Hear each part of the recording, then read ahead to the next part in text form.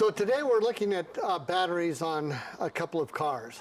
We're going to look at a battery on our 2001 Pathfinder. We're also going to look at a battery on a Ford F-150 1994 version. We're also going to be talking about batteries, battery styles, why you might use certain batteries. So to begin with, we're going to go through and give a little background information on batteries and why you've got to worry about your battery and what you need to do with your battery. Then we'll go ahead and go through replacing the battery in the Pathfinder and then the battery in the F-150.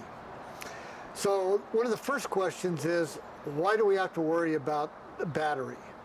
And why is it a big concern? Well, most of us at some point have had the pleasure of putting the key in the ignition, hitting the ignition, and the car just won't start. And maybe even it starts having a lot of clunking and clinking sounds, like you'll hear later when we go ahead and try and fire up the Ford. So that's one indication, but you should never let it go that long. If your car has sat for a little while and you're having trouble starting it, it kind of lugs and lugs, you need to go get your battery checked. Certainly if it's that low, you need to get your battery checked as well, you know, even if you jump start it and it seems to work well. Another mistake people make is that a car will have sat for a while, they'll jump start it and they'll drive it for a little bit, and then they'll park it, start it up again a half hour later, everything seems to start fine, they'll go, the battery's great. Well, maybe it's okay and maybe it's not, because if it sat for a little while, it may have discharged quite a bit, and just a little bit of driving around for 15-20 minutes may not charge your battery fully off of the alternator. So you really, again, need to go get your battery checked. Now, why is it that important, and why am I focusing on this? Well, what makes things work in an automobile is power. And electrical power comes from two items. It comes from voltage and it comes from amperage. And your car is designed to handle a certain amount of voltage, which will draw a certain amount of amps. Now, if the volts go down, in order to maintain that power, your amps have to go up. And if your amps go up, then you have an issue. The wires in your car are sized for a certain amount of amps. And if you try and pull more amps through that wire than what it's sized for, you're going to heat up the wire. And while it may not matter once or twice, over time it'll start to deteriorate that wire, which will make it harder for the right amount of amps to go through, and you'll have a cascading problem. The other issue often comes up with a starter. The starter is expecting a certain amount of volts and a corresponding amount of amps, and if the volts go down, that starter's going to try and pull more amps, and that's going to overheat your starter, and you're going to start deteriorating your starter. So it's very important to try and keep that battery at the voltage level it needs to be, so only the proper amount of amps is going through the wires into your system. Now, additionally, if your battery is perpetually low, you're going to overrun your alternator, and that can take out the alternator. So the three items are all in balance and work great, but again, if any one of them is bad, it's going to pull on the other ones. I've had times where I've had a bad starter and it's pulled too hard on the battery and taken out the battery or taken out the alternator. I've had alternators go bad that's affected the other three. So those three items you want to really watch for and make sure you keep those in balance. Now, as far as types of batteries, while there is what they call a gel cell, we're not going to worry about those because typically you don't find those in automobiles. You'd find either a flood acid battery or an AGM battery, which has the acid in little fabric or felt plates between the lead plates. And so you don't have actual acid washing through the battery or flooding around through the battery. Where the flood acid battery actually has liquid acid that floats around inside the battery. Now, the flood acid batteries tend to be a little cheaper, but you also have an issue in that they can go up and corrode your wires or corrode your posts. Again, any kind of corrosion will reduce the flow of electricity and create those problems that we talked about just a few minutes ago. So it's important to be aware that if you have a flood acid battery, that you're watching carefully to make sure that you're not getting corrosion on your battery post terminals. If you do, it's not hard. You just wash them off, clean them up with a battery post cleaner, and put some gel, some electrolytic gel on there, like you'll see that we'll do later when we replace the batteries in these cars. But it's something you need to be aware of.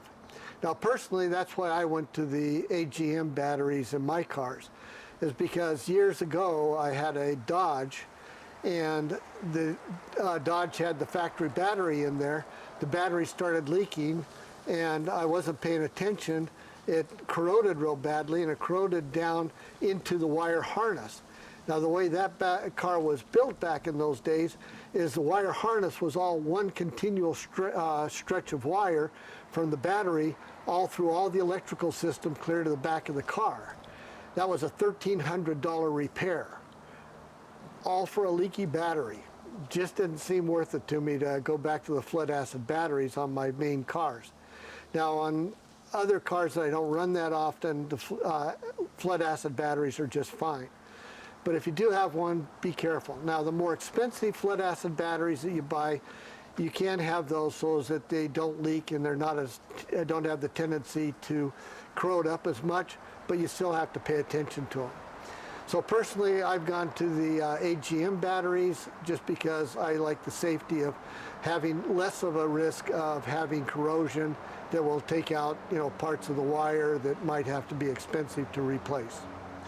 So that's a little background about batteries, your charging system, your starting system, and why you want to keep those all in balance to make sure that you're not loading one part of your system too much to where it's going to deteriorate the other parts of your system.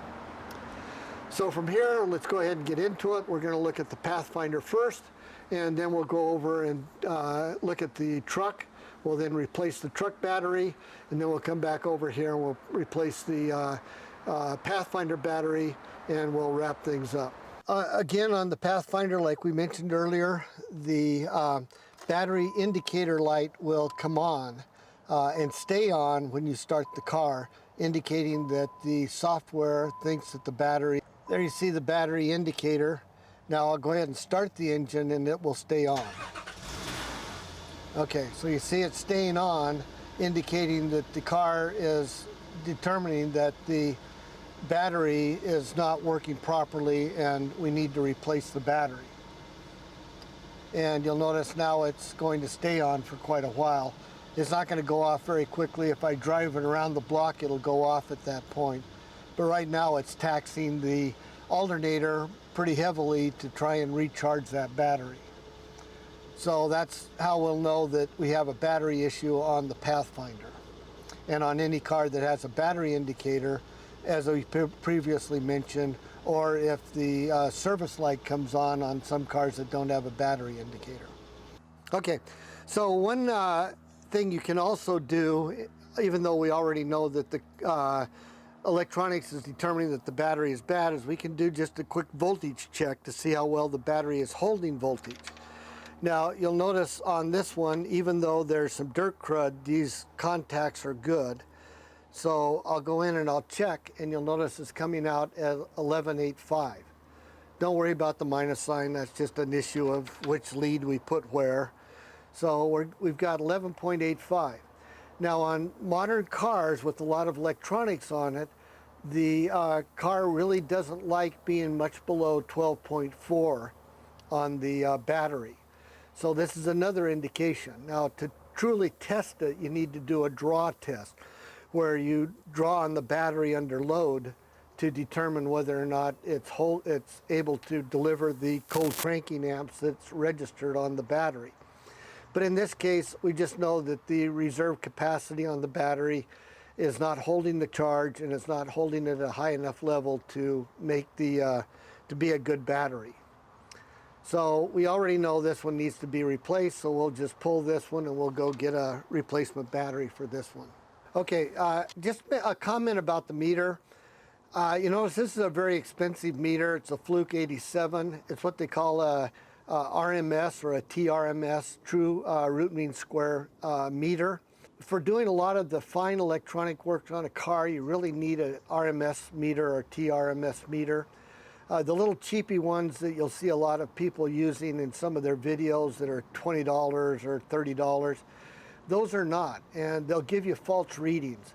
Something as solid as a battery, those will be just fine. They'll give you a good reading, but just be real cautious about using those cheap electronic meters when you're starting to chase out, more of your 12 volt and your 5 volt systems on your car. They just won't give you good readings. So this is a real good meter, but it's a very expensive meter, but it's what I use because it will always give me a good reading on whatever I'm testing on the car. So you'll notice this battery was put in, or we purchased it in June of 2016. So we've got 4.5 years on this battery. So that's pretty good for an Arizona battery. We've talked about the heat and the weather issues on batteries before, but we've gotten pretty good life out of this battery. But as we talked about before, there's not necessarily a real good reason for me to spend the money on an Optima battery at this point. So we'll see what we decide when we get down to replacing the battery. But I just wanted to point out that we did get a pretty good life out of this battery, which is unique, not only for Optima batteries, but for any battery. So we'll finish pulling the Tiedowns.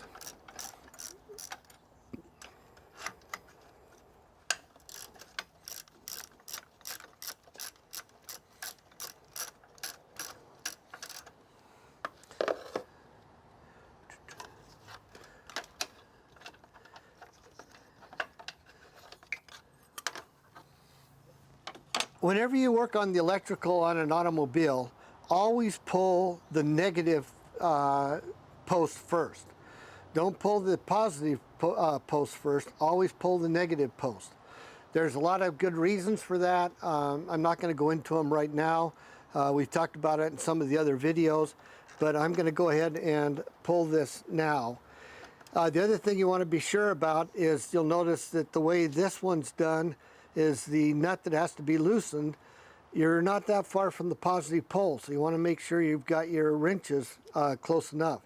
Normally I would use a box opened end wrench, but in this particular case I'm just going to go ahead and use the ratchet because that's what I needed for pulling the Tiedowns. And Tiedowns come in all kinds of different forms and fashions, so it's just whatever your car needs. So you want to get that negative pole off of there, and then you're safe to go ahead and pull the positive post.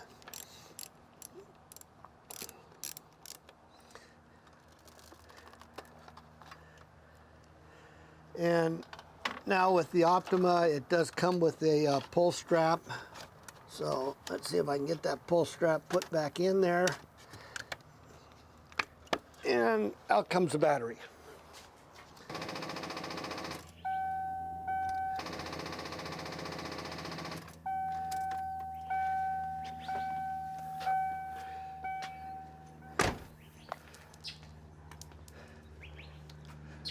So that's the other indication that your battery is low and it won't start. Now, specifically in this case, as we mentioned in the preliminaries, this is a bad deal because this is how you overheat the wires, how you take out a starter, and how you create issues with your alternator. So you definitely want to get this battery replaced right away. So we're going to also pull this battery and replace this one today as well. So even though this battery we know is bad, we'll just cross-check it real quick, and you notice it's 11.29.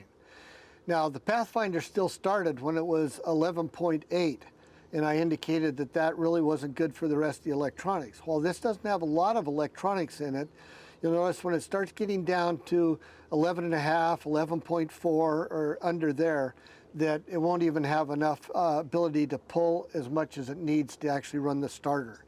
So this one definitely has a problem. And any battery that doesn't hold a charge more than a couple of weeks, you need to have seriously tested.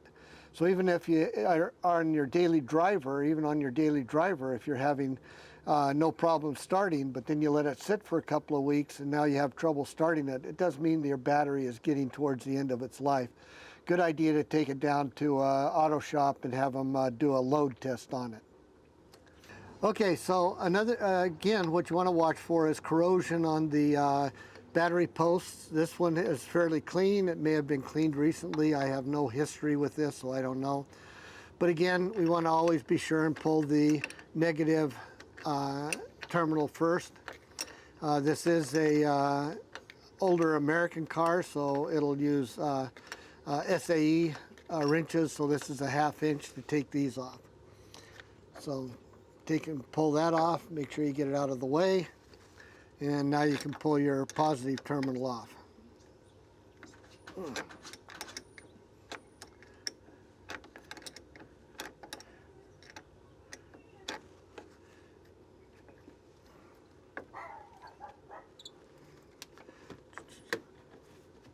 Down out of the way. Right. So this is the other type of tie down that's fairly common. If you don't have one that goes over the top of the battery, you'll have this kind of one that just clamps to the bottom flange of the battery. You need to remove that one. Usually on the back side it's static, so as it kind of slides in that kind of a motion when you put it together. So we'll pull this and then we'll see if we can get the battery out of there. There it comes. And then we pull the block. So now that we've got the tie down block and the bolt out, see if we have our strength in today. All right. All right, as mentioned earlier when we pulled the battery, is the back side is already indented in order to hold the back side of the battery down. So that's why we only have the front side clamp to hold the front side down. So it's clamped on both sides, so it's not going to go anywhere. So at this point, we're going to go ahead and put the new battery in.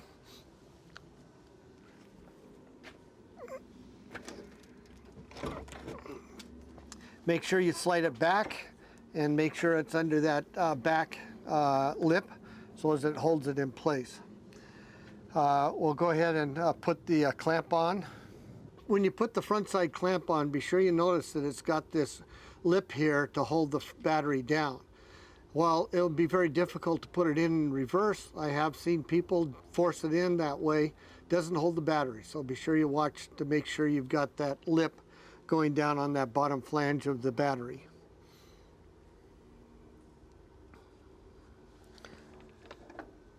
The screw bolt should go in fairly easily. You can hand tighten it, and then just at the end, go ahead and use your ratchet. Like all things, the small bolts don't need a lot of torque, so just go ahead and be gentle with it. Just get it kind of snug, just so as it's going to hold in place.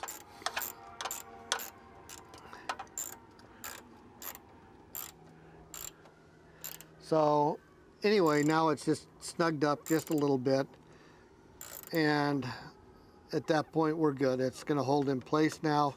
It's not going to go anywhere. You can see it's real solid at that point. Now personally, I like to go ahead and put felt separators on. The reason I do that is, especially with lead acid batteries, although I do it with all my batteries, you do get cracking around the terminals at times. And this is especially true in your hotter climate. So if you're in the southern US, we're in Phoenix, Arizona, you know, the heat will really get to these plastic parts, and you'll often start getting some seepage from here. And sometimes you'll get seepage out of the covers that'll just kind of wick across and get on here and corrode. So you really want to be sure you use something to kind of minimize that. The other thing I like to do is go ahead and put a no corrode gel on there before you put the clamps on.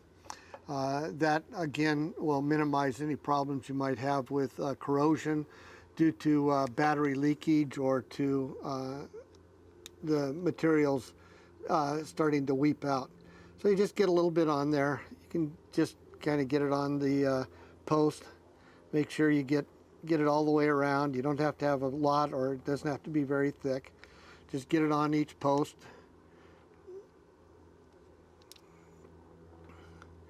Of course, they don't give you a whole lot in these little packets because they only expect you to use them on one battery. Come on out of there. There we go.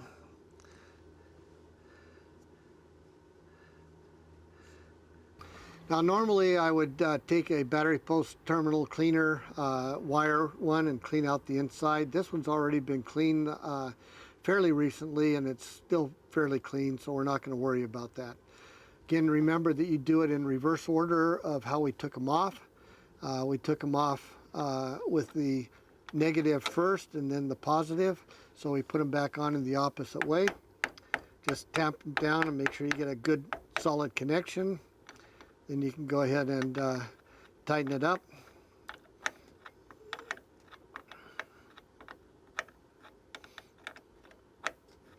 Now, these older American cars, most of these nuts are 1/2 inch. On the European cars, they're mostly 10 millimeter, and on the newer American cars, they're usually 10 millimeter. So just get it good and snug on there and make sure it's good. If you want to put the cover plate back on, you can go ahead and set that back on. It helps a little bit. So then we'll complete the connection. We'll go ahead and put on the negative terminal. You heard it crackle just a little bit as we put that on. So again, we want to make sure we tamp it down a little bit, make sure it's on there well, and then just go ahead and tighten it up.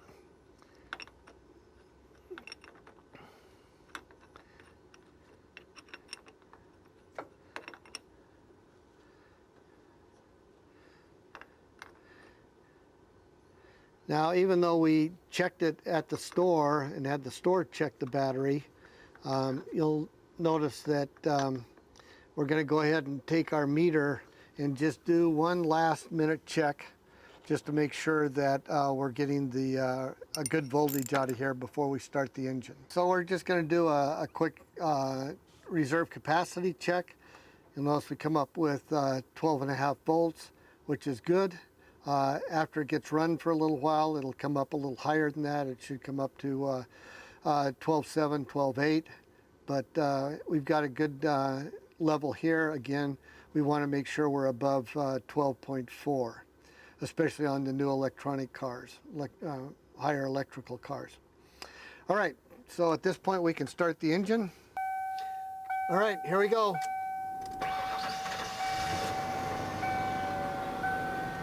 Okay, so now we're ready to work on the Pathfinder. We've taken care of the F-150. Now, I went ahead and went with another AGM battery. It really needs to have a spacer on the bottom. So this is what the spacer looks like. It fits on the bottom of the battery. I'm going to put it on the bottom of the battery, and then you'll see it when I pick up the battery to set it inside.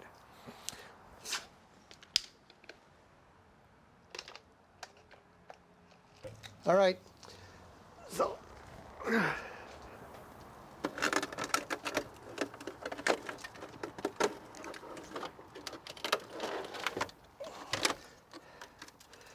all right, even though the plastic shielding is getting old and cracked, I still wanted to go ahead and leave it in there. So the next thing we're going to do is we're going to put the clamps on and clamp it down. This has little J hooks that go on either side. So we'll go ahead and get that on. So now we're just kind of tightening up the clamps, making sure that we've got good hold. So you just want to make sure that, and again, it doesn't need to be real tight. It just needs to, oh, come on. Stay in there. Doesn't need to be real tight. It just needs to hold it snugly just so it's not going to move around.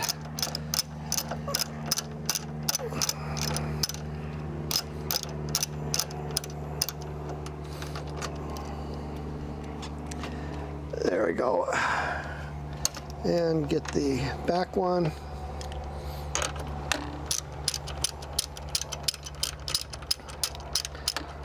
So, and on these type, you really don't want to over tighten them because you don't want to crack the plastic or crack the battery. That's a sure way to create all kinds of issues. So just kind of get it so it's snugged on there. And you notice how this side's moving just a little bit. You want to get it so that it's not really moving around. But you'll need to go back and forth on this style to make sure you get it snug and in place. Now, even though this is an AGM, you'll notice that I replaced this with a flat plate AGM rather than the spiral plate Optima AGM. A couple of reasons for that we talked about earlier. One is these are less expensive. The other reason is because the Optima now being made in Mexico, where all the rest of the batteries are, you're not really getting any advantage, any real advantage for the extra couple $100. Now you will find those people that will argue hard for them and those against them, but for my purposes, I still want an AGM because I don't want the leakage. But I also didn't want to spend the extra dollars. Now I am going to use felt on these, even though we don't have the leakage issue because of the absorption plates that are in the AGMs. But batteries can sometimes be just funny items, and so it never hurts to be a little extra cautious. So I'm going to go ahead and put protectant on both of the posts as well as the felt, just for an extra measure of security. For an extra few bucks, you know, if it keeps you from having to replace a wire harness or anything of that nature, you know, you're better off spending the $5-6 for the felt and for the grease than it would be just to go cheap and not worry about it. So we're gonna not be cheap. We're gonna go ahead and put this on. Guess that's kind of a funny statement to say not being cheap, because I didn't buy the most expensive battery, but they're equivalents, and I'm gonna get about the same life out of this battery as I would out of the more expensive Optima. So again, we're going to do it just the opposite from taking it apart. When we take it apart, we take the negative off first. And when we put it in, we put the positive on first. So we're going to go ahead and get that on there. Make sure you get it down good and snug. Go ahead and tighten it up.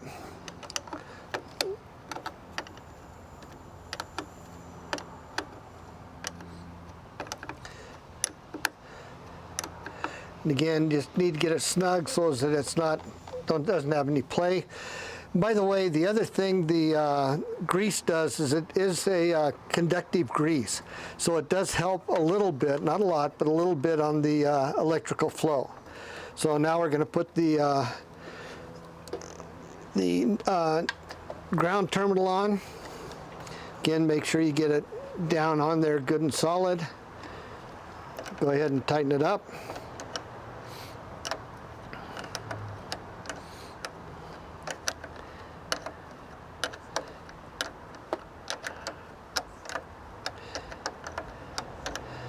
Again, on your most more modern cars, the nuts on the posts are 10 millimeter. So again, just get it snug, make sure they're not wiggling. And now we have the battery in place. So even though we don't need to, I'm gonna go ahead and check the voltage on this battery.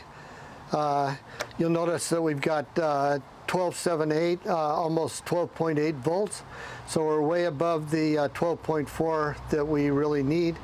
Again, this isn't something you really need to do, but I just want to be thorough and give you an idea about what a good brand new battery should look like. Now, it will charge higher than this after the car's run for a little while, but this is a good place for it to be right now, fresh out of the store.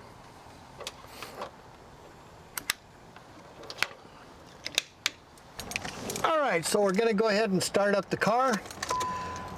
Again, as soon as we start up the car, the battery indicator will go off, and you notice how quickly and easily the car starts up. So now we've replaced the batteries in both the F-150 and in the Pathfinder. We've talked a little bit about the flood cell battery that we put into the Ford and we've talked about the AGMs that go here in the Pathfinder. We gave you all the background at the beginning of the video.